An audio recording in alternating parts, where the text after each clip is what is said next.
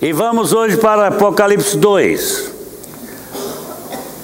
Apocalipse capítulo 2. Pastor Valdemir no final vai fazer um anúncio, não é, pastor? É no final mesmo, não é? Pastor Valdemir ensinou o primeiro capítulo, não foi isso? Opa! Pastor Valdemir, vem me ajudar aqui.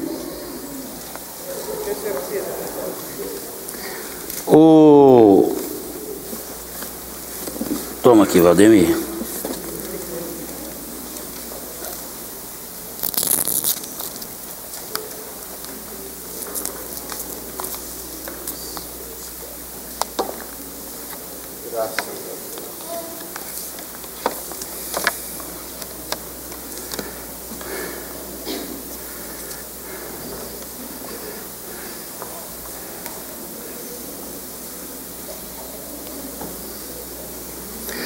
Meus queridos, então o pastor Valdemir ensinou a primeira lição, que foi sobre o primeiro capítulo, a abertura de Apocalipse. E antes de lermos no capítulo 2, nós vamos ler seguido os dois capítulos, 2 e 3, tá certo? Mas agora não, só vou dar uma introdução rápida aqui, trazer a lembrança de vocês, aquilo que o pastor Valdemir ensinou para vocês, só para nós termos uma coisa, para localizar a igreja no contexto as igrejas no contexto do Apocalipse. E eu quero aconselhar os novos que não envelheçam, tá? Por favor, não fiquem velho antes do tempo, não. Eu fiquei velho antes do tempo, podia ficar velho aos 90, fiquei com 70. Tem alguma fórmula? Tem alguma fórmula? Tem. É não se preocupar com o dia de amanhã, não comer muito, não se preocupar demasiado, dormir 8 horas, que eu nunca dormi 8 horas, nem um dia da minha vida, desde a minha adolescência. Isso envelhece a gente. Não é questão de casamento, que o meu casamento é o melhor do mundo. A minha esposa me rejuvenesce.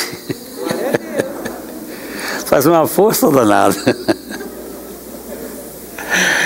Ah, Jesus, a vida é assim.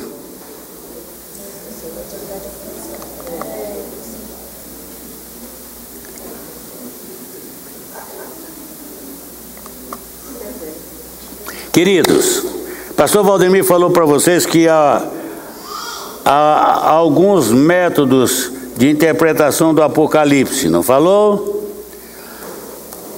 Eu já vi 7, 8, mas eu vou falar só sobre 5, que são os fundamentais, rapidamente, mas uma introduçãozinha muito rápida.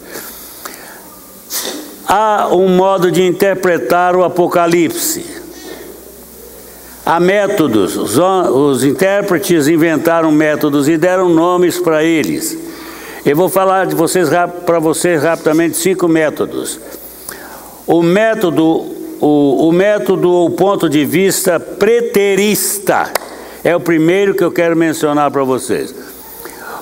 O ponto de vista preterista de interpretação do Apocalipse é contrário ao futuro. Pretérito é passado. Então o preterista pega o Apocalipse, coloca todo no passado e afirma que todas as profecias do Apocalipse já se cumpriram, com exceção da segunda vinda de Cristo e também com exceção do juízo final. Este é o método preterista em poucas linhas. Aí vem o método futurista, que é diferente deste. O método futurista de interpretação do Apocalipse. Antes do futurista eu vou falar sobre o histórico, que é o menor. O segundo método, o ponto de vista, é o histórico. Os intérpretes que assumem essa posição de interpretação histórica procuram encaixar todos os acontecimentos previstos no Apocalipse nas várias épocas da história, do processo histórico da humanidade. Então, eles interpretam de acordo com o processo histórico. Agora, o terceiro método é o futurista. Este método de interpretação futurista é o método que é aceito, é o que eu aceito, e porque a soma dos que o aceitam é muito grande e são homens de Deus. Os outros também são, mas esses homens são crentes que têm os olhos no Apocalipse como encarando ou profetizando para o futuro. As profecias aconteceram no passado e se projetam para o futuro, sendo que há muitas que ainda não se cumpriram. Como, por exemplo, o arrebatamento da igreja não se cumpriu ainda. O anticristo não se cumpriu ainda. A 70ª semana ainda não se cumpriu. 70ª semana de Daniel. E aí tem o milênio ainda vai acontecer. E depois tem o julgamento final, onde fechará definitivamente a história no sentido humano. E aí nós vamos viver para sempre com Cristo, com Deus. Nos céus, na terra, temos duas correntes, que nós vamos para o céu, e outra corrente que nós vamos ficar aqui, né? Mas nós vamos estudar isso. Então, os fatos, há muitos fatos no Apocalipse já cumpriram, e há fatos que vão cumprir ainda. E tem também o quarto método, é o método simbólico ou místico. Os eruditos dessa escola creem que o livro do Apocalipse não é essencialmente profético e nem histórico, mas é uma vívida coletânea de símbolos místicos que visam ensinar lições espirituais e morais. São os idealistas que somente veem nas apresentações simbólicas do conflito, eles só veem a representação simbólica do conflito entre o mal e o bem, e da vitória final do bem que é prevista no Apocalipse. Esse método de interpretação é sem dúvida rejeitado com base na declaração: as coisas que brevemente devem acontecer. Então não é só símbolos, não é só lições espirituais ou morais, mas são fatos que vão acontecer. E o quinto método é conhecido como método eclético. Este é o autor deste livro, desses comentários do Novo e do Velho Testamento, do Velho e do Novo Testamento que nós temos, o do Velho Testamento em 7 volumes e o do Novo em 6 volumes grossos. Já viram? Um azul e um marrom. É um dos comentários mais completos da Bíblia que há no Brasil. Mais extenso também, com 6, 12, 14 volumões grandes e grossos. E então, irmãos, o Russell Norman Chaplin, PhD, um americano, alguns intérpretes do Apocalipse ministram todas as ideias expostas acima de um modo que nenhum domina sobre outro, ou sobre os demais. Não há dúvida de que devemos preservar alguns elementos, mas não todos, de cada um desses métodos apresentados sobre o livro, em um grau maior ou menor. O livro ensina nos lições morais, místicas, aplicáveis a qualquer época. Contudo, certamente erraremos se não contemplarmos o livro do Apocalipse como uma obra essencialmente profética. E uma profecia de primeira ordem. A partir de agora, nós vamos avaliar as 7 igrejas da Ásia. Atenção! Essas 7 igrejas são locais, são reais, elas tinham uma membresia quando receberam as cartas, com problemas de doutrina, com problemas de disciplina, com os problemas que a igreja tem. Só que naquele tempo havia uma coisa, o cristianismo estava começando. O Apocalipse foi escrito no finalzinho do primeiro século, em 96. Por exemplo, a igreja de Éfeso, que é a primeira igreja, ela recebeu uma carta. A primeira carta que ela recebeu foi de quem? Foi de Paulo. Paulo escreveu uma carta para os Efésios em 64 antes de Cristo. Antes? Depois de Cristo, perdão, meu ajudador. Depois de Cristo, ele escreveu uma carta em 64 e foi ele o fundador da igreja. Ali pelo ano 63, ele organizou essa igreja na sua terceira viagem missionária. Depois ele voltou lá, enviou Timóteo. Timóteo foi o pastor dessa igreja. Depois de Timóteo, que viveu neste período entre 64 e 96, Timóteo viveu. Era ele ou era Tíquico, o pastor da igreja de Éfeso? Foi um deles dois que recebeu a segunda carta que o Apocalipse, que Éfeso recebeu, que a igreja de Éfeso recebeu. E quem escreveu a segunda carta para Éfeso 32 anos depois? Hein? Não foi João, não, foi o Cordeiro que mandou uma carta. Certo? E foi em 96 que ele mandou essa segunda carta para Éfeso e foi a primeira igreja. Não é? Agora, queridos, antes de eu explicar todos têm a folhinha, não tem? Todos têm a folha, olha aí, levanta, faz assim. Aqui está, pastor, a sua confusão. Todos receberam. Há alguém que não recebeu? Levanta a mão. Nádia não recebeu. Nádia e Cristina, né, Cristina? E o Rui. Muito bem.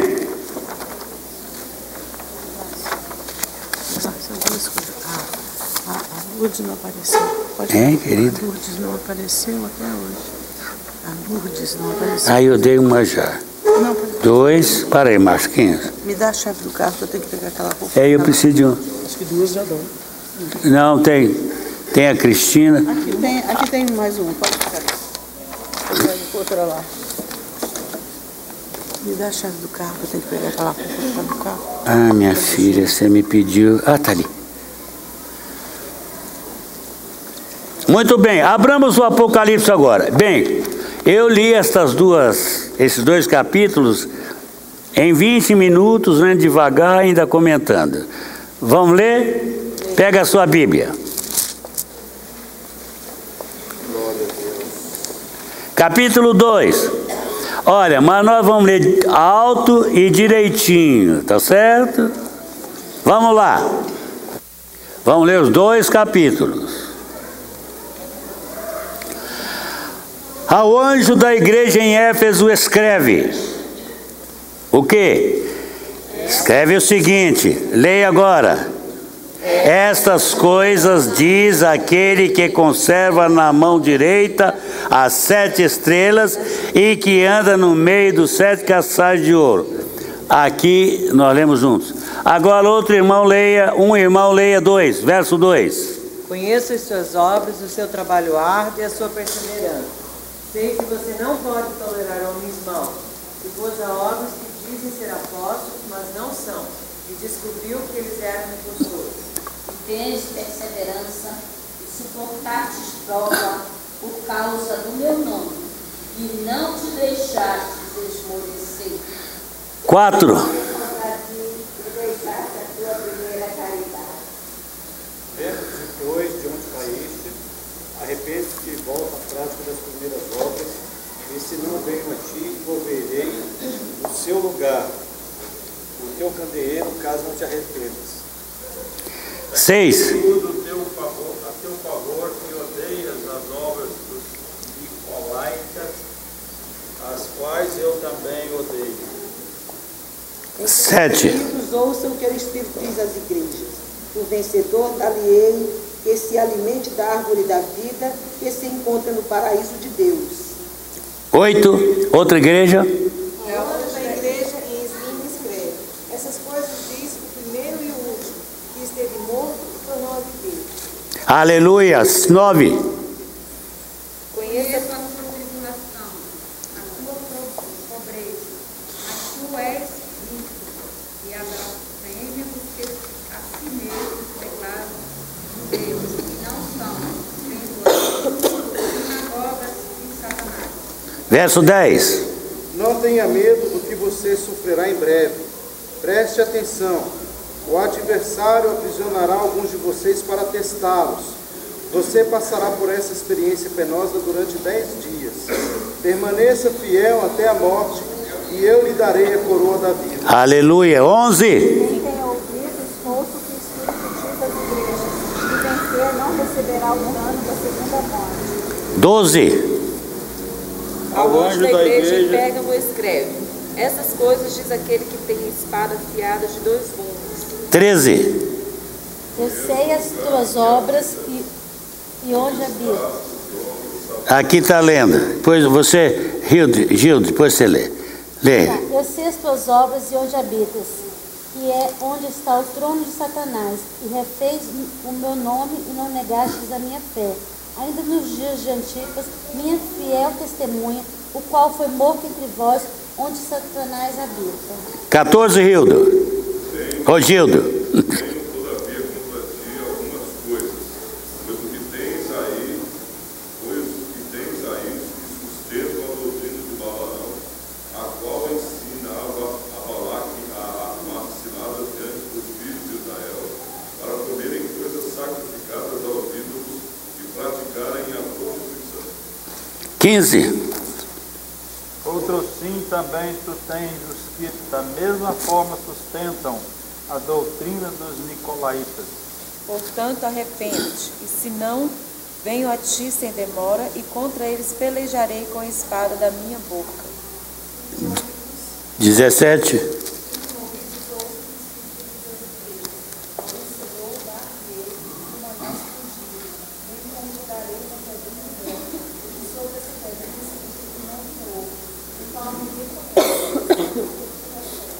Amém.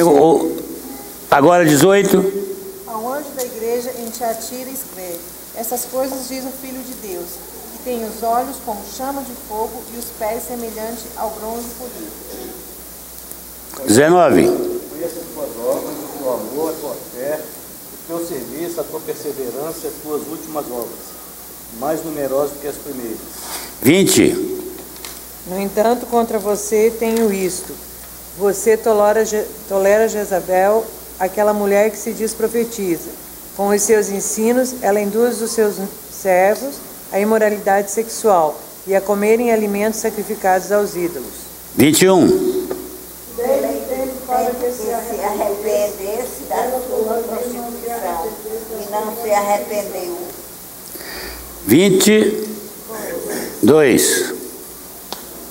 Eis que a prova de cama vem como em grande tribulação e com ela adultério, caso não se arrependam das obras que ela insiste.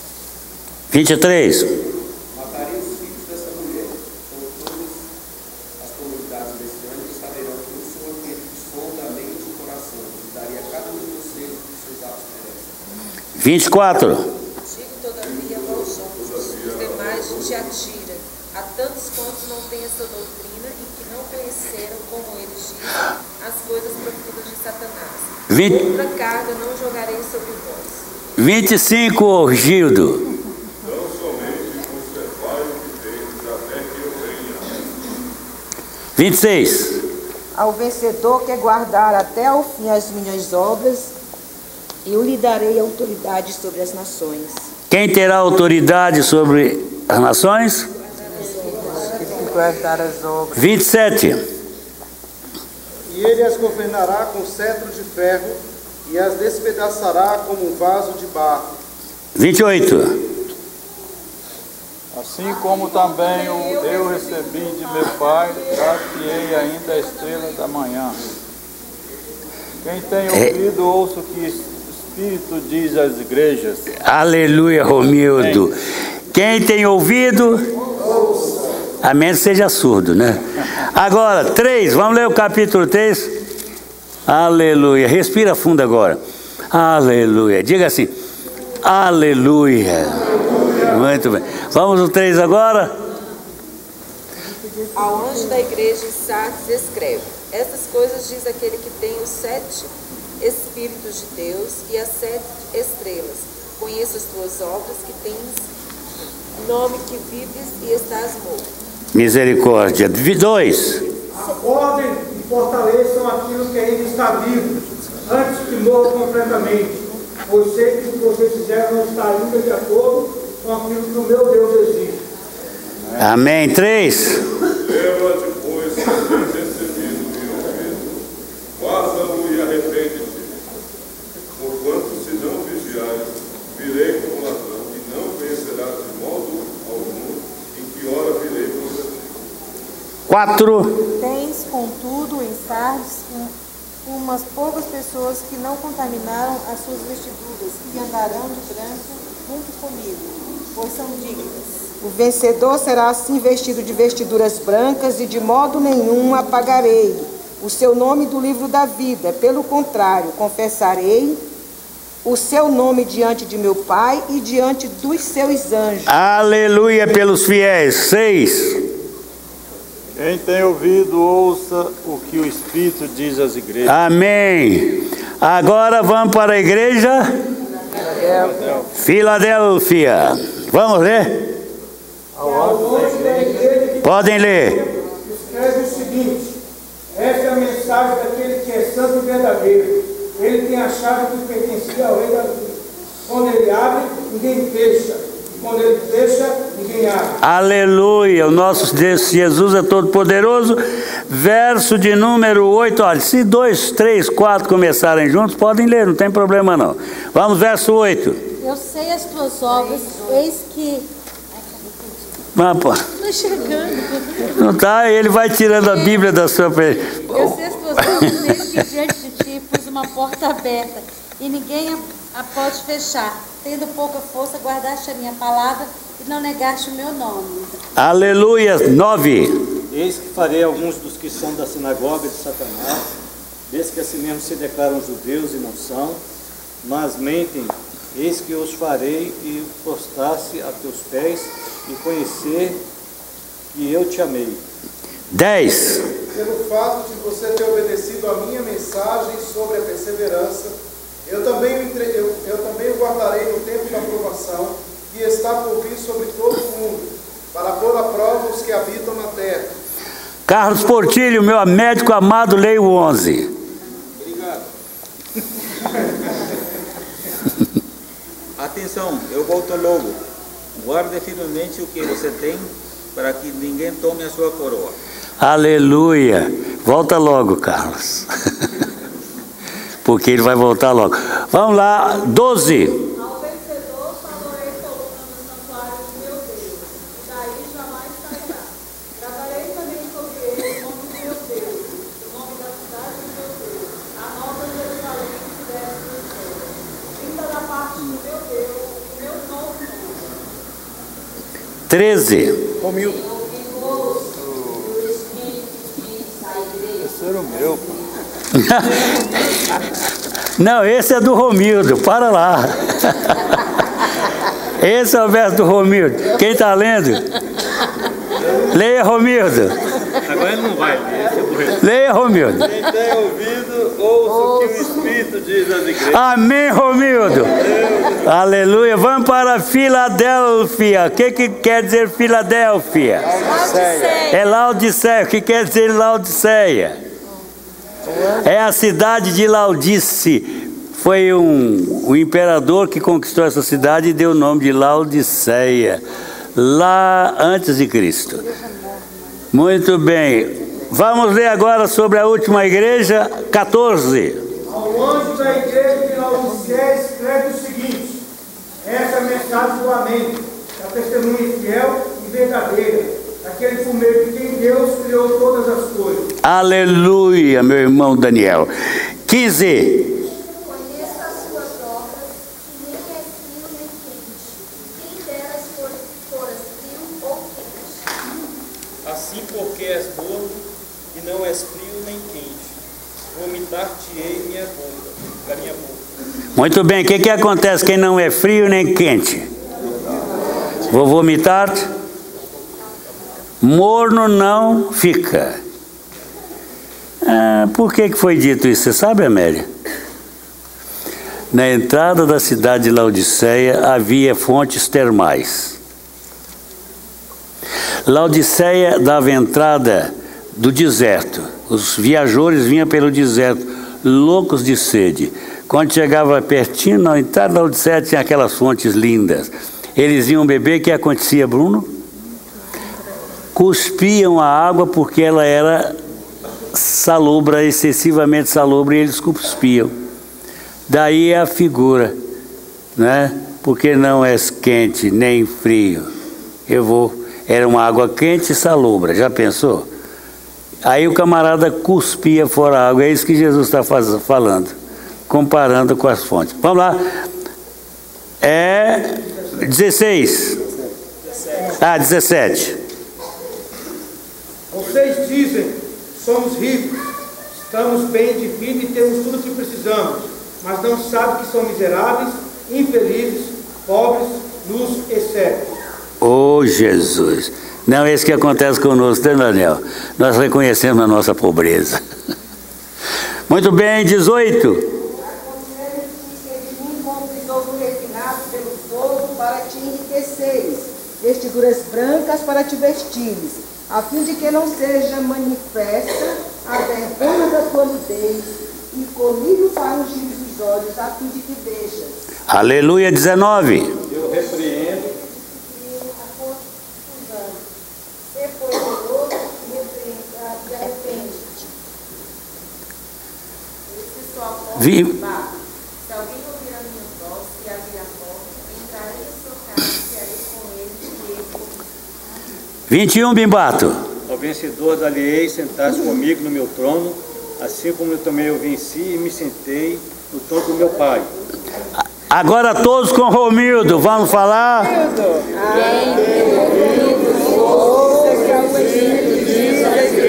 Aleluia! Aleluia! Vocês notaram, irmãos? O que vocês notaram aqui? É que são igrejas que têm pontos altos e pontos baixos, todas elas, né? Com exceção de uma só que vocês vão saber depois. Vamos lá. Peguem a folhinha agora. Olha, nós vamos passar nessa folhinha, porque se eu não alcançar tudo, nós temos aqui as ideias centrais. Tá bom, Valdemir? Tem, Carlos? Essa, Carlos. Acabou? Carlinhos, aqui, ó. A Silvana cede. Aqui, pode deixar, já cedeu aqui. A Silvana já cedeu, fica lá. Tá sobrando lá. Deixa eu aqui pra gente. Obrigado. Obrigada. Mas você não tinha, não, Rui? Não. Rapaz. Mas eu levantei a mão, não veio. Não vi. Então vamos lá, gente. Vamos primeiro aí, esse primeiro quadrinho aí. Vamos dar uma passagem nele resumidamente, como está aqui. Vamos lá. As 7 igrejas da Ásia são igrejas históricas, estavam localizadas na Ásia, que é hoje a Turquia, Ásia Menor, que é hoje a região chamada Turquia moderna, que já sai até na televisão, não tem? Certo? Uma das últimas novelas parte dela aconteceu na Turquia, na Capadócia. Até eu queria a Capadócia, mas misericórdia, não dá para ir. Olha lá. Aqui nós temos, irmãos, em cima, época, igreja, significado, caráter da igreja, elogio. Vamos lá.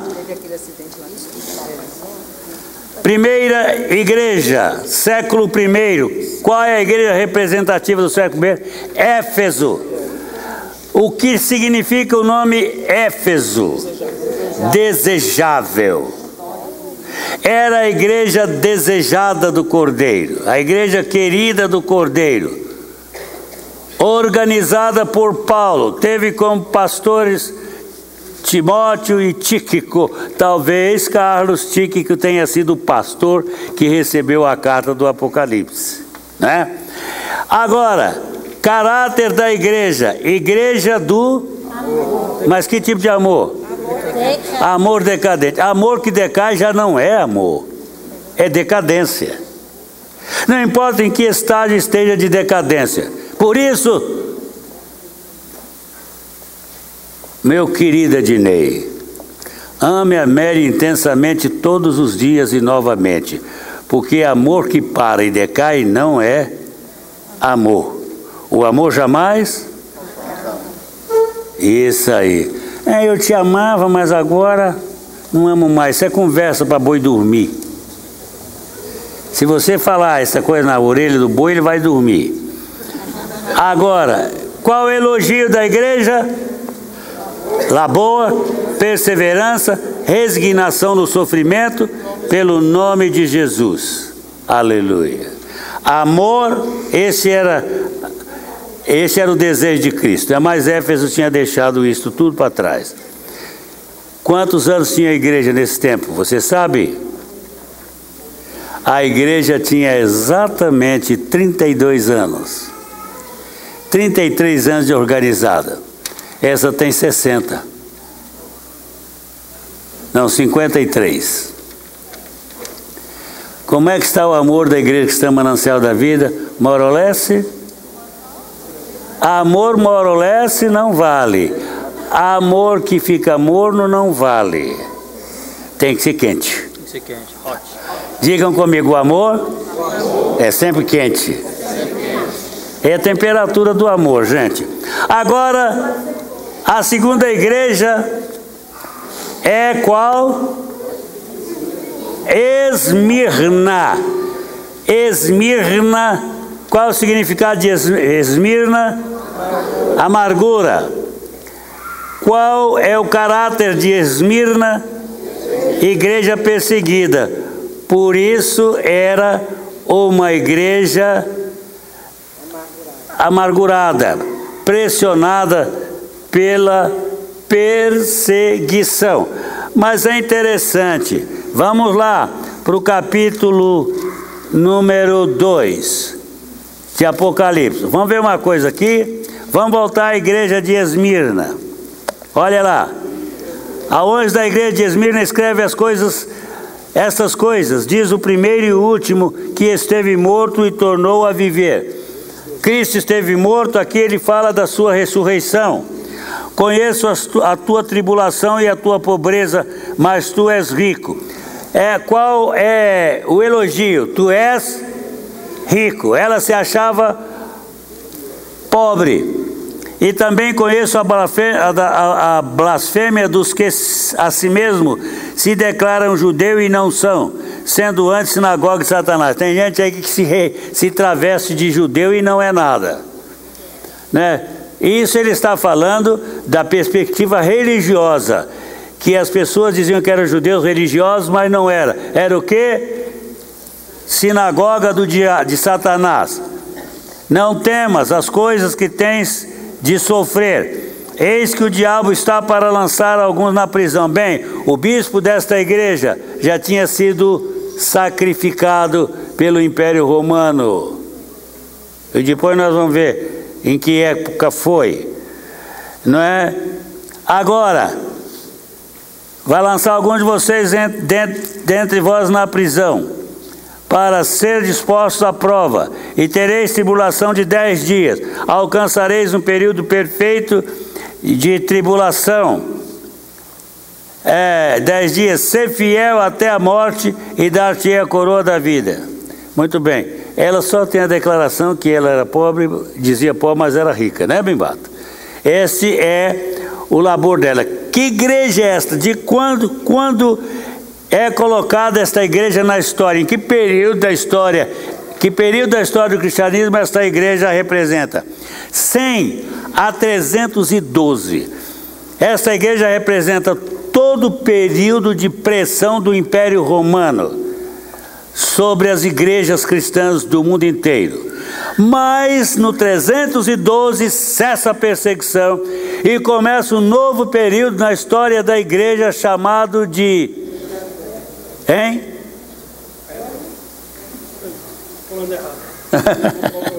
Muito bem. 312 cessa a amargura, porque a perseguição acaba. Por quê? Constantino vai para o poder e Constantino tem uma visão, numa batalha ele conquista e ele sai da batalha, ele teve uma visão numa bandeira lá, tremulando, escrita: com este sinal vencerás. E ele tem um sinal do cristianismo. E quando ele sai do negócio, daquela guerra vitorioso, ele faz o quê? Ele torna o cristianismo religião de Estado. Agora a igreja está andando de braços dados com o império e é a religião oficial de império. E aí começa o tempo de amargura de quem? Caiu da igreja e começou com quem? Com os judeus. Agora os judeus são perseguidos, massacrados. Tomam tudo dos judeus, inclusive o direito à cidadania. O Constantino divide toda Jerusalém, dá metade para a mãe dele e o resto para quem quisesse pegar. E os judeus são dispersos. Aí começa o sofrimento judeu, que até hoje não cessou, e judeu é odiado no mundo inteiro. O antisionismo está imperando, né? Mas a igreja acaba a agonia em 312, e esse é o período representativo de Esmirna. Anos 312 e 600 é a igreja de Pérgamo. O que significa Pérgamo? Casamento. Aí você chega para sua esposa e diz: nosso Pérgamo está lindo. Hein? Aí o Rui chega para Elisa: Elisa, vamos tornar o nosso Pérgamo lindo. Vamos fazer uma viagem até Jerusalém. E lá no Monte das Oliveiras nós vamos renovar o nosso amor para o Pérgamo continuar, né? O casamento é Pérgamo. Agora, o caráter da igreja. Pérgamo é a igreja, mas o elogio, que ela conservou o quê? O nome de Cristo e não negou a fé. Agora, vamos lá para 1, 2, 3, o quarto período. Período de Tiatira, que significa sempre, permanente. O que é Tiatira? Uma igreja caráter profana. Elogio: amor, fé, serviço, perseverança, últimas obras mais numerosas que as primeiras. Se essas últimas obras eram maiores que as primeiras foram horríveis, né? Porque ela está num estado deplorável, que é a igreja profana, mas é elogiada. Agora, anos que vão de 1517 a 1750 é a igreja que significa remanescente. É a igreja o quê? Não tem nenhum elogio. Mas o que aconteceu no período de Pérgamo? De Sardes. Você sabe? Neste período aconteceu o maior movimento missionário da história das igrejas no mundo. Inclusive, o maior dos movimentos, o mais significativo movimento deste período foi o período do Conde Zinzendorf, um alemão que se converteu. Ele nasceu em 1700 e morreu em 1760, 750, 760 mais ou menos. Esse homem, ele começou na igreja luterana, mas depois ele saiu da igreja luterana e organizou os irmãos morávios. Quem já ouviu falar dos moravianos? Então, ouçam. Esses moravianos foram os melhores missionários que o mundo já teve. Uma comunidade que nasceu na Alemanha, na região da Alemanha. E eles enviaram missionários para a Europa inteirinha e até para a parte da Ásia. Os seus missionários eram tão tremendos que eles se vendiam como escravos. Eles se vendiam como, 2 deles, por exemplo, se venderam como escravos para ir trabalhar numa região de plantação de cana. E eles foram. Os moravianos, quando eles saíam de casa para o campo, eles faziam um caixão e levavam as suas coisas no caixão, porque eles sabiam que eles nunca mais iam voltar. Eles não tinham férias missionárias, eles iam para morrer no campo. Eles davam a vida. O Júnior visitou a região dos moravianos lá na Alemanha. Era fiel. Agora, quando ele foi à Alemanha com a Karina e as meninas. E eles, uma manhã, o Júnior saiu andando com a Beatriz, Ana Beatriz, e eles entraram numa mata e começaram a andar. De repente eles chegaram num lugar e a Ana disse: papai, olha aqui. E havia um círculo de pedras e um círculo maior por fora e uma pedra plantada em cima. E a Ana disse: pai, vamos parar aqui. Parou e a Ana chegou ali e ela disse: pai, aqui está a presença de Deus. Olha como eu estou arrepiado. Que o Júnior olhou, também ficou arrepiado. E os dois ficaram ali um tempinho orando. Aí o Júnior voltou para casa e perguntou da funcionária lá da casa: escuta, irmã, a senhora já andou por essas matas? Ela disse: já, eu já orei, porque lá tu uma hora mesmo. Eu já andei por essas matas orando. Ele disse: porque nós encontramos um círculo de pedras num lugar alto e nós fomos orar ali, uma presença de Deus tremenda. Ela diz assim: era ali que os jovens moravianos que iam para o campo oravam. E o Júnior disse que é o lugar da Europa onde você sente a presença de Deus, é ali, o lugar dos moravianos. Tem uma capela lá, que tem um filme aí que sempre sai essa capela nos filmes da região, é a capela deles. Então, irmãos, os moravianos foram desta época.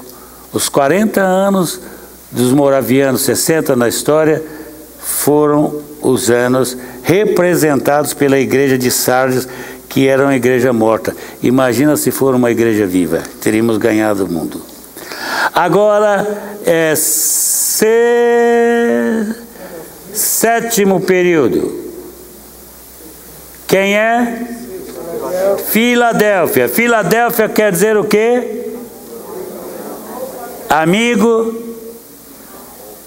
do irmão. Amizade fraternal, amor fraternal. O que quer dizer Filadélfia? Amor fraternal. E qual é o caráter da igreja de Filadélfia? Avivada e missionária. E o que aconteceu com Filadélfia? Como o elogio dela foi qual? Que período é este? Este período vai de 760, 780 até 2000 mais ou menos.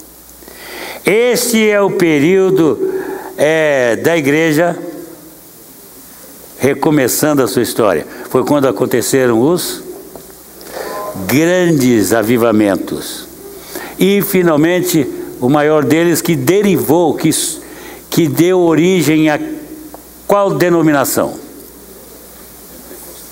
Pentecostal, as Assembleias de Deus. E vocês sabem 1710, Daniel Vingre, Berg e o Vingre. O outro, como é o nome do outro? Esses estiveram no Pará. 1908 eles vieram da Suécia, passaram por Los Angeles, onde estava havendo o avivamento que deu origem ao movimento pentecostal no mundo. Lá falaram línguas e lá começou um tremendo período da história que deu origem às igrejas assembleianas e às igrejas avivadas. Hoje, como consequência, nós temos aí a igreja, Jesus, dos dons como é, carismáticas. Ela que sustenta, é o sistema que nasceu lá, que sustenta as igrejas carismáticas no mundo. Agora eu quero saber se vocês são carismáticos. Mas 2000 não está muito recente para ser Filadélfia, não? Tá, mas a Filadélfia pega isso aqui.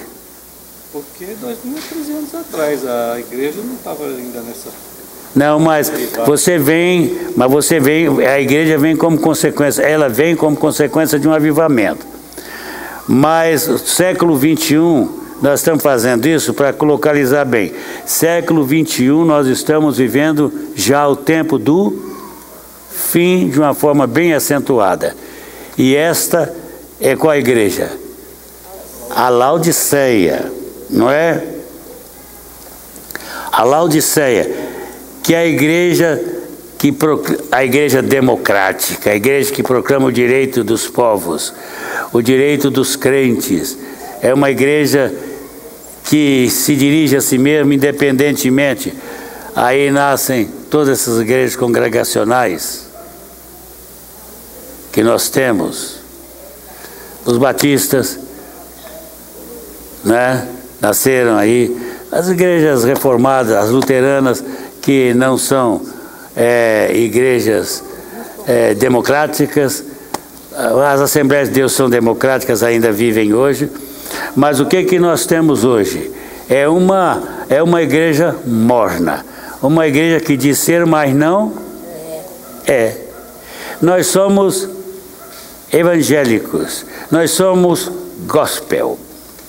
Tudo gospel. Ou gospels. Tudo gospel. Né? Pastor gospel. Fica mais chique, né, pastor? Hein? Fica mais chique de falar gospel. Gospel, eu sou um pastor gospel. Eu sou um pastor Tudo moderno, modernito, né? Não visita mais. Ele manda no povo, porque o povo quer ser mandado.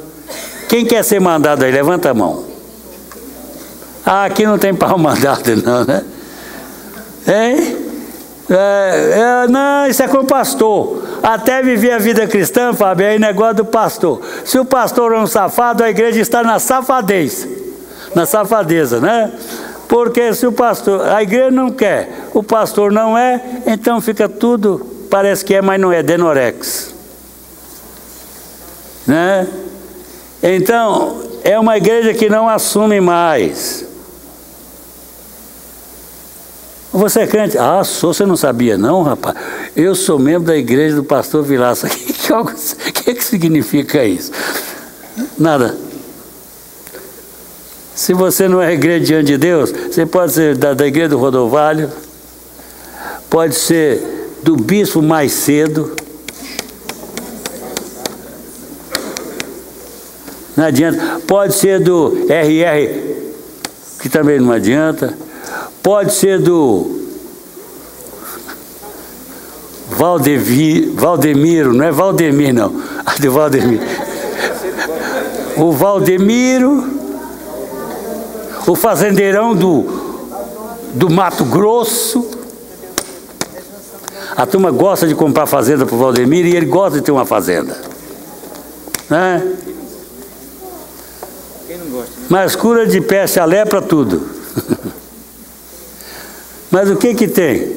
É uma igreja oba-oba, vai dar valsa futebol clube. É a igreja do Valdemir, é a igreja do Mais Cedo. E o Mais Cedo não aceita que ninguém que nasceu mais tarde chegue lá.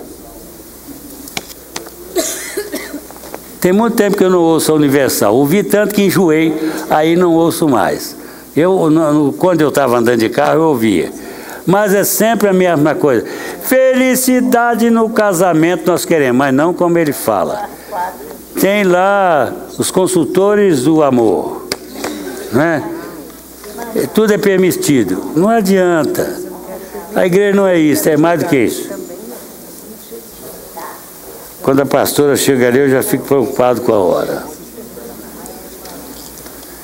Ela é a mulher que manda, é a mulher que me obedece. Sim, senhora. Muito bem. Então, irmãos, agora, a de baixo, será que nós precisamos? Aqui eu vou falar. Olha, a igreja de Éfeso, na folhinha, aqui no quadrinho de baixo. A igreja de Éfeso rejeita o mal e preserva e é paciente. É o elogio. Crítica: amor por Cristo não é mais fervoroso. Instrução: praticar as primeiras obras. Promessas: ele promete a árvore da vida, que está no meio do paraíso. Todos vamos comer da árvore da vida. Mas essa aqui é uma promessa especial para aquela igreja num tempo de crise. Agora, a Esmirna suporta graciosamente o sofrimento, não tem crítica, a instrução ser fiel até a morte e a promessa receber a coroa da vida. Pérgamo mantém mantém a fé em Cristo. Crítica: toleras a imoralidade, a idolatria e a heresia. Instrução: arrepender-se. Promessa: o maná escondido e uma pedra branca com um novo nome. Pedrinha branca. Você sabe que no passado, para votação, eles usavam pedras. E a pedra branca era o voto positivo. E geralmente tinha o nome do camarada. Mas a pedrinha branca era usada também quando um senhor tinha uma causa com alguém e por causa dos perigos da estrada ou da viagem ele não quisesse ir, ele passava uma pedrinha branca ao seu mordomo principal, e o mordomo, com essa pedrinha, ele ia encontrar-se com aquele que o devia, o que ia fazer negócio com ele, e essa pedrinha dava autoridade à pessoa para fazer o negócio. E era muito comum entre os senhores do Oriente Médio no passado. E essa é a promessa de Jesus: vocês vão receber uma pedra branca com um nome que ninguém sabe, a não ser quem recebe, né? Agora, Tiatira: amor, serviço, fé, perseverança são maior do que antes. É elogio. Crítica: tolera o culto idólatra e a imoralidade. Instrução: a chegada do julgamento, manter a fé. E a promessa: a autoridade sobre as nações e a estrela da manhã. Isto é Tiatira. Sardes: alguns têm mantido a fé. Uma igreja morta. Tem nome de que vives, mas está morta. Instrução: arrepende-te, fortalecer o que resta na igreja. Então é trabalho de fortalecimento, de restauração, de renovação, de restabelecimento. Agora, Filadélfia: persevera na fé. Crítica: nenhuma. É a igreja, esta é a igreja que tem que ter uma igreja para correr com Laodiceia, entendeu, irmão? Essas duas igrejas, elas mantêm caminhando na história. O problema é você descobrir a Filadélfia nessa muvuca eclesiástica que nós vemos hoje Tem uma bem aqui no mundo. Hein? aqui na perna. Tem. E tem outra no Guará. Muito bem. Vou para lá, pastor. Meu filho. Agora, mas a questão é que não é o nome Filadélfia, é a estrutura filadélfica. Agora, ela é uma igreja de instrução, manter a fé. Filadélfia, fica firme. Agora, promessa, um lugar na perseverança, na presença de Deus, e um novo nome, e a Nova Jerusalém. Essa vai receber coisa demais, né? Um lugar na presença de Deus, um novo nome e uma nova Jerusalém, uma nova cidade. E Laodiceia é indiferente, ela não tem elogio nenhum.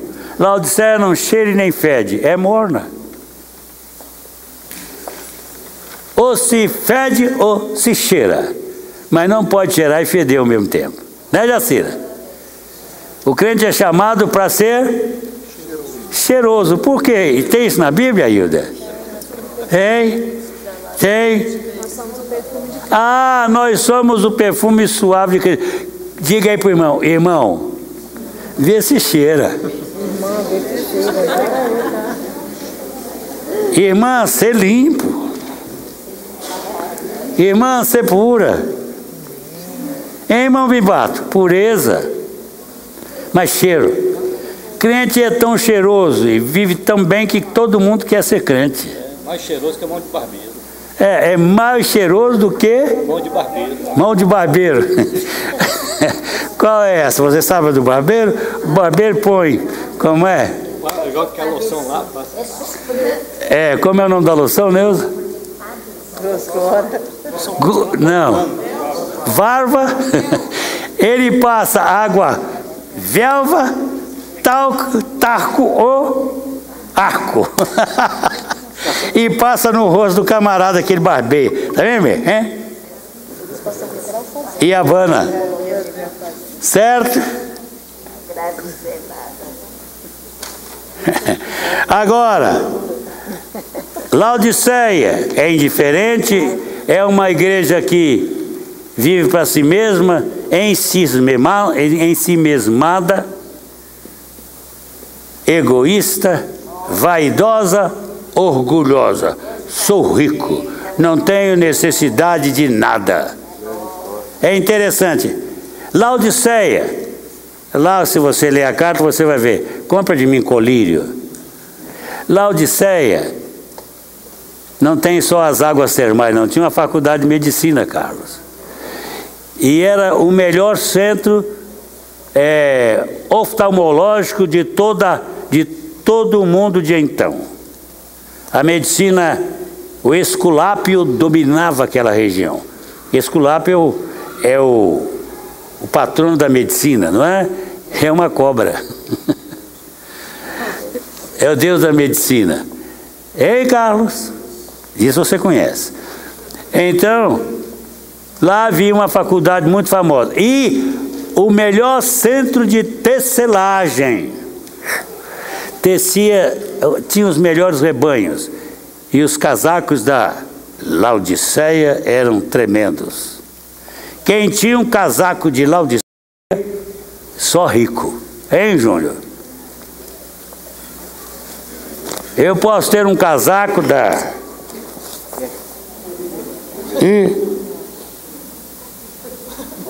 Cranford, mas já não posso ter do Armandi. O do Armandi é 6 mil pratas. E você acha que eu vou dar o meu salário contra um terno? Mas de jeito nenhum. Ou fico na Via Vêneto, nem compro aquela outra da Via Vêneto, qual é? A mais cara do que a Via Vêneto, mas é dela também. Brooksfield. Aquela vem mais caro, Carlos. Aí você luxa mais com aquela do que com a Via Vêneto. A Crawford fica no quarto, quinto lugar. Então, eu sou de quinta categoria. Ei? Eu vou promotar nesse. Ah! Promoção total. Não, o terno que o Valdemir ganhou, vocês vão ver, é lindo. Comprado com todo bom gosto do pastor Vilaça.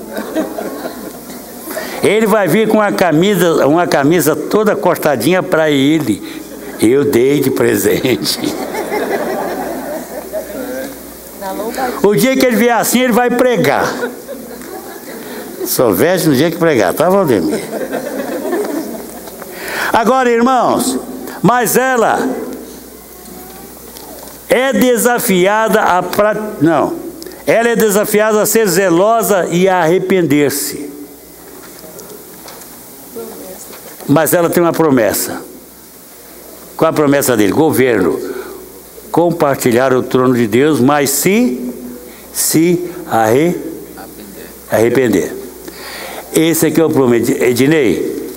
Tudo o que cessa o pecado chama-se o quê?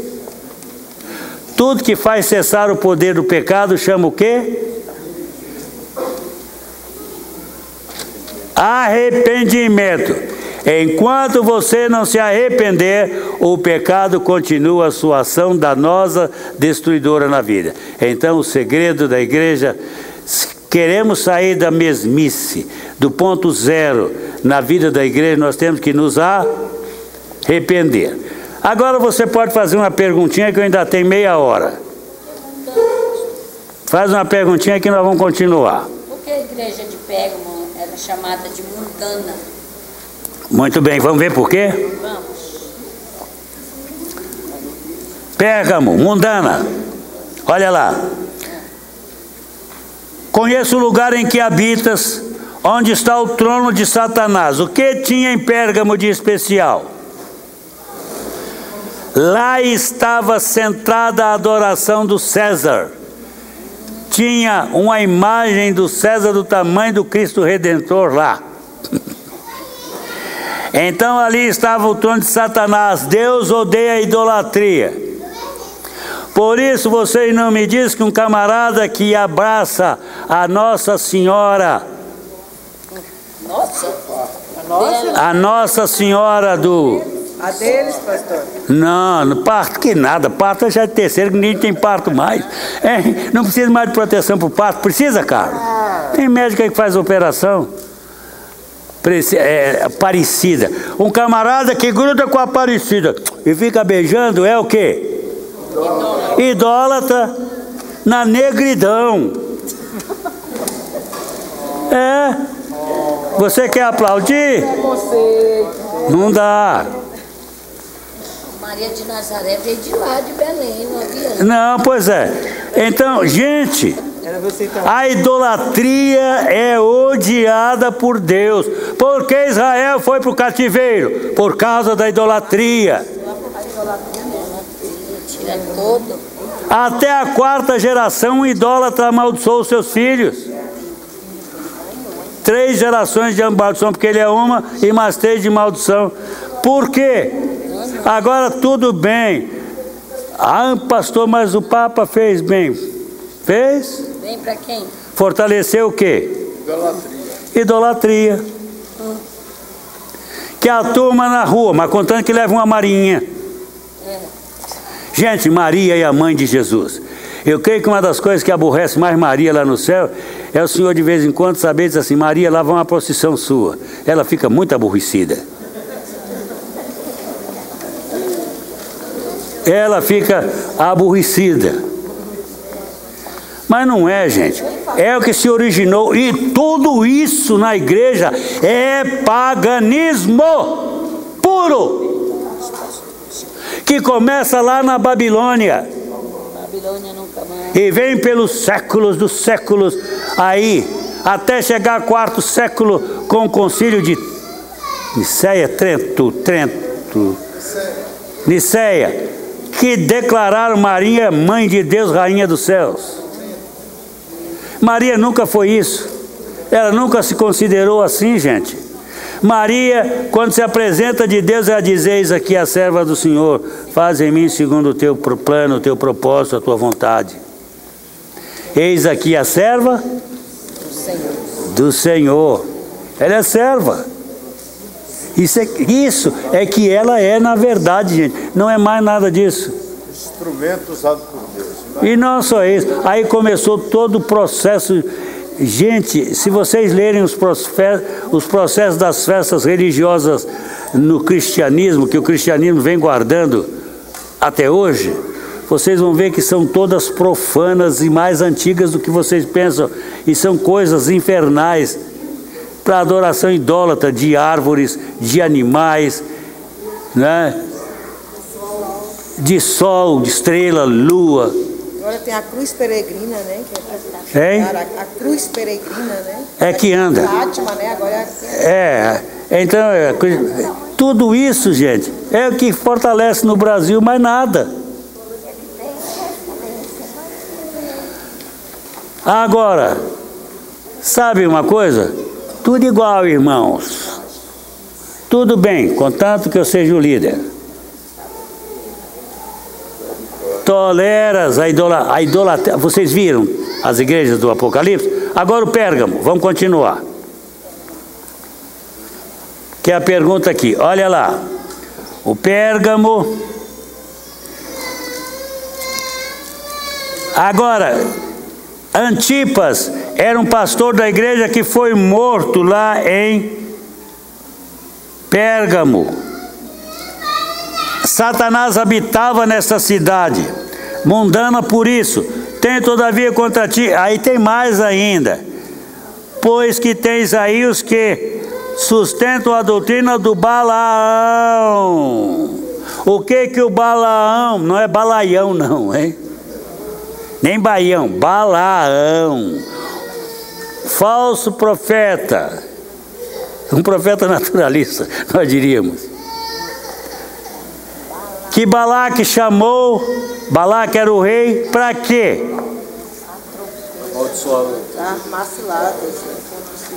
Para amaldiçoar os judeus. Aí houve aquela introdução na vida de Balaão, que Deus tenta impedir o dia, mas o Balaão era teimosão e a soma era grande também. Balaão é um profeta que profetiza por dinheiro, né? Igual um dia um homem orou por mim, não sabia que eu era pastor, né? Ele orou por mim e diz: eu tenho uma visão. Ele sabia que eu era pastor. Eu tenho uma visão de uma igreja gloriosa que você vai ter. Agora, quando você tiver essa igreja, lembra-te de mim, me ajuda financeiramente. Eu digo: puxa vida, o camarada está profetizando o meu progresso, mas já quer a garantia da parte dele, Carlos. Isso aconteceu ali no morro, que a gente ora aqui na Ceilândia. O senhor lembra-te? Eu digo: meu irmão, que história é essa? Lembra-te de mim quando entrar na tua glória. Tá bom, eu vou levar você de lambuja. Então, irmãos, profeta por dinheiro. E a soma era grande. E ele ficou lá, vai, não vai. E ele ia. Mas aí o que aconteceu, Fábio? Ele estava a cavalo numa jumenta, não estava? A jumentinha que há tantos anos carregava o balaião. O Balaão. E o que aconteceu naquela viagem? Lembra que fala? A jumentinha falou. A jumenta falou. Jumenta pode falar. Quando Deus quer, a jumenta fala. Mas cuidado, acredita na profecia da jumenta, mas não do Balaão, que é o falso profeta. A jumenta falou o quê? Puxa vida, Balaão, eu te carrego há tantos anos, sempre fui uma besta fiel. Agora você me bate desse jeito. Ele começou a espancar a mula para ir, né? Mas a mula tinha uma coisa. Às vezes mula tem visão e pastor não tem visão, profeta não tem visão. A mula viu o quê? Hein? Viu um anjo, mas que anjo? Com uma espada. Ela disse: eu passar pelo anjo? Não vou passar. Ele vai me matar. É melhor ser uma mula que apanha do que uma mula morta. E então ela falou, Deus mandou a jumenta falar, e a jumenta, quando Deus manda, fala. Cuidado, irmãos, que às vezes a gente está afundado tanto na miséria que é preciso de uma jumenta falar. Só quando a jumenta fala que a gente ouve. Cuidado com isso. Então, olha lá, a doutrina de Balaão. Mas qual era a doutrina de Balaão? Ele disse, o Balaque chegou e disse assim, puxa vida, já fui com você em tanto lugar, você fez orações, e a maldição? Ele disse assim, olha, Balaque, não dá para amaldiçoar um povo a quem Deus abençoou. Eu não posso amaldiçoar. A maldição não pega. Mas Balaão, como é que nós vamos fazer? Olha só, Balaão, o dinheirão lá. A dinheirama que eles estavam oferecendo. Balaão disse, tá bem, eu vou fazer uma coisa com você. Não posso profetizar a bênção para você, mas eu posso fazer uma coisa. Eu vou lhe ensinar, vou dar uma instrução que vai dar certo. Faz o seguinte, manda suas meninas casarem com os homens de Israel e trazê-los para a idolatria. Prostitua com eles. Não, prostituir com os homens de Israel. E o que começou, Simone? Aí começou a prostituição entre os de, Balaque, as moças de Balaque com os homens de Israel. E aí, ó, veio o que? O julgamento de Baal Peor. E que foi pior para Israel. Morreu muita gente, 40 mil parece. Irmãos, então, era esta doutrina que estava ensinando a prostituição dentro da igreja. E mais ainda, e comer coisa sacrificada aos ídolos, a prática da comilança idólatra com a prostituição era o mundanismo dessa igreja. Era o lado, as coisas piores. A Jezabel está em que igreja? Deixa eu ver se é Tiatira.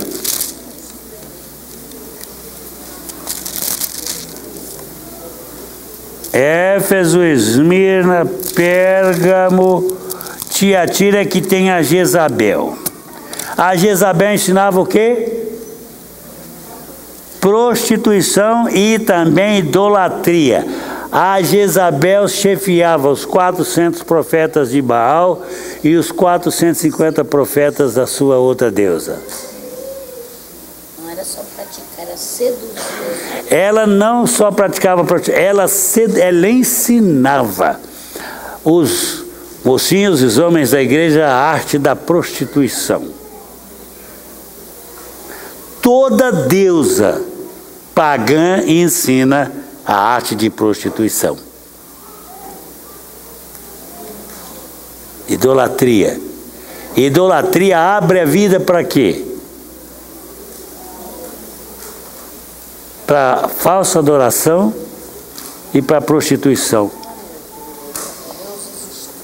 Certo?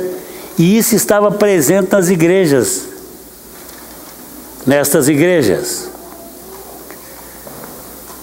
A Jezabel é julgada e Deus diz, olha, eu vou matar essa mulher. O Senhor Jesus diz, olha, e se ela não se arrepender, eu vou matá-la. E todos esses que estão prostituindo com ela morrerão também. Veja, gente, uma coisa. Você tem o pecado gerando morte. O cessador do pecado qual é? Arrependimento. Uma coisa muito importante na vida do crente é ele aprender a se arrepender. Vocês sabem por que Saul foi julgado, teve um espírito maligno da parte do Senhor para atormentá-lo? Será que o Senhor manda um espírito maligno? Não, ele permite que o espírito entre. Mas vem como consequência do pecado, soberba, orgulho, egoísmo. Isso tudo, gente, traz condenação. E chega um momento que a coisa vai tão longe que Deus faz uma coisa, isola o homem e o deixa entregue a si mesmo. Foi o que aconteceu com Saul. Saul tinha as mesmas possibilidades de Davi, mas não foi um homem dócil. Os pecados de Saul, gente, em termos morais, foram menores do que os pecados de Davi. Mas acontece, Bimbato, uma coisa: qual a diferença entre Saul e Davi? Arrependimento. Coração arrependido. É que o coração de Davi era propício, era inclinado ao arrependimento. Davi tinha um coração dócil. E quando ele sentia que o pecado, quando ele foi avisado a Natã de que o adultério com Betseba alcançou uma dimensão espiritual de miséria total, porque houve a morte do marido, aí o que acontece? Vem o Natã e avisa Davi. O que aconteceu com Davi? Ele se quebrantou, ele se arrependeu. Quando Samuel vai avisar Saul que ele havia pecado, qual foi a propostinha indecente de Saul para Samuel? Vocês se lembram? Samuel chega e repreende a Saul, e o que Saul faz? Se lembram? Hein? Ele diz assim: Samuel, faz o seguinte, me honra diante do povo. Ele quer honra. Ele quer sempre estar em cima da carne, por cima da carne seca. Ele quer que o seu ego seja alimentado. Quando você se arrepende, Fábio, e eu for lá conversar com você, meu filho, cai de cara no chão, não discuta. Mas isso só vai acontecer se o coração for quebrantado. Se você quer ter vitória, quer sair por cima, arrependa-se. Mas o problema, irmãos, é querer levar a nossa vida, vai dar valsa futebol clube. Não dá, Daniel. Não dá para levar uma vida cristã relaxada e ter garantia no reino. Não tem, Bill. Ou você é quente, ou você é frio. Não vale, Rodrigo, morbidez espiritual. Estou mais ou menos bem. Não existe vida cristã mais ou menos. Ou é, ou não é, rapaz.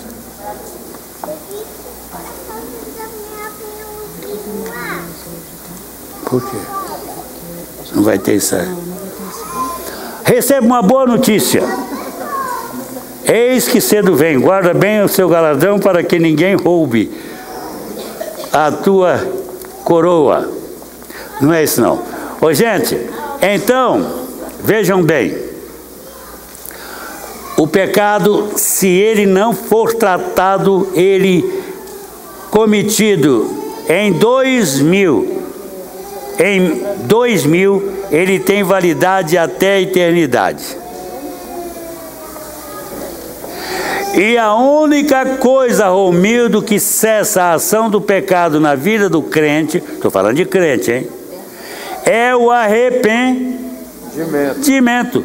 A confissão. Gente, tem que confessar pecado. E pecado, lembre bem, Manuel, tem que ser confessado nominalmente. E ao Senhor Jesus. Certo? E quem tem poder de perdoar? Vilaça tem? Não. Mas... Só Jesus pode perdoar, porque se confessar aí... Agora, eu posso perdoar o pecado cometido contra mim, mas você, o pecado contra mim, fere o coração de Deus. Então você tem que se haver comigo e com Deus. O pecado que a gente comete contra o irmão tem que ser confessado ao irmão e depois vai para Deus. O que Jesus disse? Se você vai fazer a sua oferta, Hilda, e no caminho lembra que brigou com o meu amigo aqui? Primeiro vai lá. Com o Valber, o que você tem que fazer? Primeiro ia até ele. Deixa a sua oferta no altar, antes de oferecer, ele vem e chega: ô Albert, meu querido, me perdoa. Chora com ele. Aí ele diz: tá bom, vou orar por você, está perdoado. Aí você volta e oferece a oferta. Porque oferecer a oferta com pecado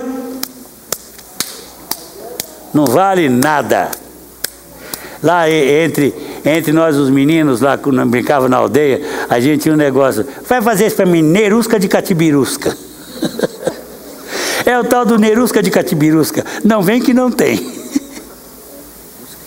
E tem gente que alimenta pecado no coração, odeia o irmão, odeia aquela mulher, odeia o meu patrão, odeia aquele empregado, odeia. Esse pastor é chato, enjoado. Eu não gosto desse pastor, hein, Carlos? Você gosta de mim, né, Carlos? Obrigado, irmão.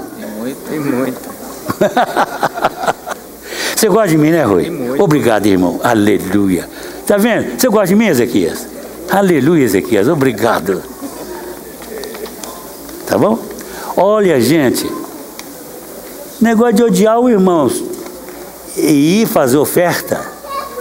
Ah, eu dei o meu dízimo. Não vale nada. Se você é bruto, ignorante com os outros, trata o Léo, trata aos pontapés, chuta o rabo da cachorrinha, enforca o gato. Ó, por favor, não adianta você querer ser agradável a Deus, porque não há oferta que valha nada diante do seu pecado. O pecado anula todos os nossos atos de bondade. Gente, pecado precisa de quê? Ser tratado. Quando você confessa o seu pecado? O pecado de hoje, que dia você confessa? Hoje. Tem certeza? Se não... Porque o nosso grande problema, gente, é cometer pecados a granel e, Emanuel, confessar por atacado. Essa hora que a gente vai deitar e diz assim: Senhor, perdoa a multidão dos meus pecados, em nome de Jesus, amém. E aí a gente pensa que está com os irmãos na igreja e diz lá na oração sozinho lá: Senhor, perdoa a multidão dos nossos pecados, meu e da igreja também, em nome de Jesus, amém. Isso não vale nada, gente. Isso é como mel na boca de gato. O gato não gosta de mel. Não. Gente, isso não adianta, mano. Esse tipo de confissão tem que ser pensada, equilibrada, pesada, e o pecado tem que ter o nomezinho dito: perdoa a minha amargura. Fica amargo quanto o Valber fazendo comida insossa para ele durante um mês e não pede perdão. E aí quer que Deus ouve essa oração todo dia? Não ouve mesmo. E o que impede a oração do marido e da mulher, você sabe? Encrenquinhas entre os dois, bicos. Manuel, fica irado com ela fica irado com você, briga por causa da menina, briga por causa da outra, briga por causa do vestido, briga por causa disso, e a gente quer que Deus ouve a oração da gente. Não ouve, gente, mas não ouve mesmo. E por isso a Bíblia diz uma coisa. Como é seu nome? Antônio. A Bíblia diz assim para o Antônio: Antônio, trate a Adilane com discernimento, com amor, para que as suas orações não sejam interrompidas. Você fica ferindo a Jacira e quer que a sua oração funcione. Não funciona, não. Pode parar. Acerta com a Jacira. Põe logo um dinheirinho na conta dela, para ela comprar os batons dela, os rouges, os vestidos, hein? Isso refaz amizade, Rodrigo. Uma continha no banco, tá bom? Agora, gente, então por isso que o Cordeiro diz: arrepende-te de onde caíste e volta às primeiras coisas. Igreja sem amor. Aí eu fiquei pensando. Eu estava conversando com o missionário Júnior, Abner Júnior. Irmãos, se vocês entenderem a situação do Júnior, da Karine e dessas meninas no Líbano, em termos da pressão que eles vivem todos os dias da vida deles, sem passar um dia, porque eles não sabem qual é o momento que vai chegar a intimação, Bimbato, da polícia. Aí eles chegam lá e a polícia tem uma carroça de perguntas e supostas acusações para eles que nunca aconteceram, todos os dias. E uma coisa, olha, vocês se lembram do xerife? O xerife apanhava quase todos os dias. Teve um rapaz, um pastor, que foi preso com o xerife. E ele morreu numa interrogação que ele e o companheiro dele tiveram. No mesmo dia, aquele rapaz morreu. Sabe por quê, Júnior? Não aguentou a surra. Mas o xerife aguentou todas as surras. Tem camarada que tem couro grosso e ossos duros. E o xerife aguentou. Mas o camarada sai de um negócio daquele todo estrupiado, gente. Precisa de tratamento, Carlos. O xerife está num tratamento intenso de psiquiatras e psicólogos durante 1 ano. Ele vai ficar parado. Eles não estão no Líbano, eles estão em outro lugar agora. Ou não estão no Egito, estão em outro lugar. Não pode ficar. Gente, a coisa é tão séria que muçulmano, quando não tem quem matar, mata o companheiro.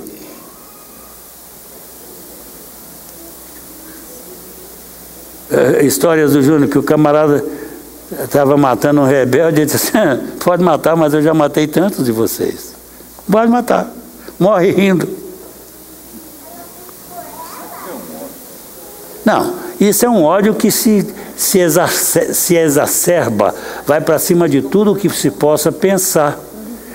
Então, irmãos, vocês já pensaram? Então, uma igreja cheia de amor e de ternura pelo seu missionário, ela tem que tomar consciência que se ela não tiver na brecha da intercessão todos os dias, Romildo, mas todos os dias, irmãos, não é 100 não, é 365 dias de oração, manhã e noite, e meio-dia, se puder, vai lá no banheiro da repartição e faça uma oração, porque, gente, sustentar essa gente na oração é preciso de muita oração. É preciso estar lembrando o coração de Deus permanentemente. Não é isso? E isso cria barreiras para Satanás também. Ou vocês acham que Satanás não ouve as orações de vocês? Hein? Quantos acham que Satanás ouve a sua oração? Não, eu não estou perguntando. Estou perguntando de verdade. Quantos sabem que Satanás também está ouvindo a sua oração? Não é Satanás, não. Quantos sabem que um representante de Satanás lá do inferno ouve a sua oração? Levante a mão. Hein? Pois vocês podem começar a crer. Quando Daniel orou, ele passou 21 dias. No primeiro dia que ele orou, eram 21 dias, não era? No primeiro dia que ele orou, o que aconteceu lá no céu? Ou nas regiões celestiais? Quando Daniel orou, o que aconteceu? A sua oração foi ouvida e ele mandou quem? Mandou o Gabriel. O Gabriel é um anjo mensageiro, não é um guerreiro tão forte quanto o Miguel. Mas quando Daniel ajoelhou no quarto e orou, o que aconteceu? Imediatamente Deus ouviu a oração dele e mandou o Gabriel. O que aconteceu com Gabriel quando ele vinha? Há uma certa quilometragem daqui para o céu, não há? O que aconteceu com Gabriel? Foi resistido. Ele foi detido. Detido por quem? Por um demônio que estava atrás do governo onde Daniel estava, babilônico. O principado da Babilônia deteve a oração do Daniel. Por que deteve a oração do Daniel? Hein, Fabinho? Você sabe por que a oração foi detida? Foi Deus que mandou ele deter o Gabriel? Não queria recuperar. Não. Por que ele deteve? Porque a oração, quando oramos, passa nos lugares celestiais e alguém vai ouvir. Vocês não pensam que vocês estão andando soltos? E o crente precisa saber que há anjos de Deus que o guardam, mas há anjos malignos também que estão interessados nos seus assuntos pessoais, principalmente interessados na sua vida de oração. Todo mundo que ora aqui saiba de uma coisa, quem não ora saiba também, que eu acho não, é meu pensamento, que Romildo, quando a madrugada começa a romper, Satanás faz uma escala no inferno. Você, Romildo, você, Marcos, você, Bill, você, Vilaça, para ficar. Ele escala alguém para ficar lá. Como é seu nome? Raquel. Ah, lembrei, Raquel. Raquel, você, vem cá, o dromedário, você vai ficar com a Raquel hoje. Há uma escala lá, gente. E você tem que vencer isso o dia todo. E o pior que tem dia é que ele escala o anjo da morte. Aí fica danado. Hein? Diga para o irmão assim. Meu irmão, diga para o seu irmão, da esquerda ou da direita, você não é uma pedra solta. Nem para Deus, e nem para o inferno. Amém, irmão, também. Falo isso para você. É, gente, não precisa pensar que nós estamos livres, não. Ô, João, o que você quer saber? Qual o nome do demônio? Não falo, não sei que não. Fala, Daniel, João. Eu quero saber o seguinte, pastor. Toda oração existe alguma... Porque a gente aprende que... Aprenda uma coisa, Ciro. Toda oração tem um impedimento. Normalmente. A do Daniel teve um impedimento. Quer saber quem era Daniel? Leia lá no livro, você vai ver. Mas a oração dele foi impedida. Por quantos dias? 21 dias. O Gabriel ficou lá lutando com o príncipe da Babilônia, que representava o governo da Babilônia o tempo todo, gente. Precisou de quê, você sabe? Precisou... Deus diz, vai lá, Gabriel, solta vai lá, Miguel, solta o Gabriel, porque senão o Daniel não vai receber notícia nenhuma. Está vendo como acontece? E a dona Silvanira quer orar e ser ouvida na horinha sem impedimento nenhum. Está vendo? Graças a Deus tem algumas que são tão rápidas, né? Que a gente antes de esperar já vem a bênção. Não fica com medo não, tá, Valéria? Porque não orar é pior. Hein, Ezequias? Quantos estão cansados? Levante a mão. Uma votação para vocês. Devo parar agora? Levante a mão. Para agora? Levanta a mão. Levanta a mão. É porque eu falei num contexto que vocês acharam que... Não, levante a mão. Fiquem de pé.